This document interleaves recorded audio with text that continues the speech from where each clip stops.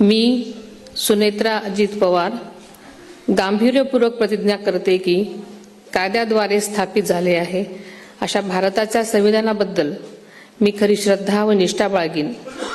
मी भारताची सार्वभौमता व एकात्मता उन्नत राखीन।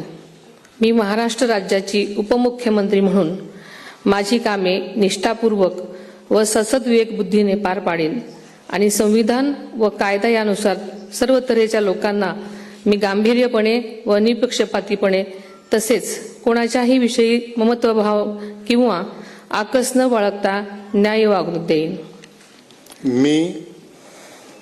मी सुनेत्रा अजित पवार गांभीर्यपूर्वक प्रतिज्ञा करते की महाराष्ट्र राज्याची उपमुख्यमंत्री म्हणून माझ्या विचारार्थ आणली जाईल किंवा मला ज्ञात होईल अशी कोणतीही बाब अशी उपमुख्यमंत्री म्हणून माझी कामे यथायोग्य पार पाडण्यासाठी आवश्यक असेल ते खेरीज करून एरवी मी कोणत्याही व्यक्तीला किंवा व्यक्तींना प्रत्यक्षपणे वा अप्रत्यक्षपणे कळवणार नाही किंवा त्यांच्याकडे उघड करणार नाही। धन्यवाद।